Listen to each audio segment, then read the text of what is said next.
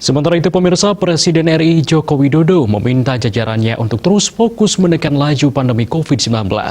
Hal itu disampaikan Presiden saat memimpin sidang Kabinet Paripurna di kantor Presiden Jakarta.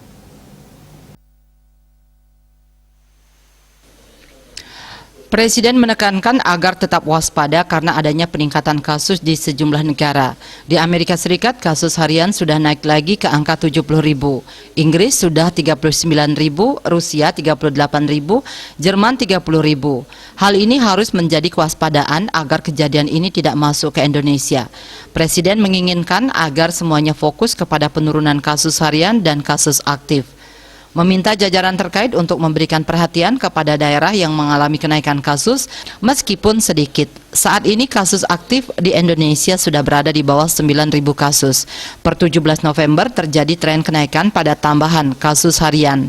Data Kementerian Kesehatan menunjukkan terjadi penambahan kasus COVID-19 sebanyak 522 orang.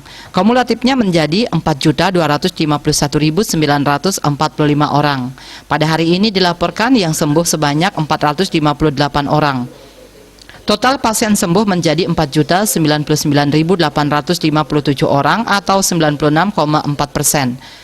Korban jiwa tercatat 13 orang sehingga kumulatifnya menjadi 143.698 orang atau 3,4% selama pandemi berlangsung sejak Maret 2020.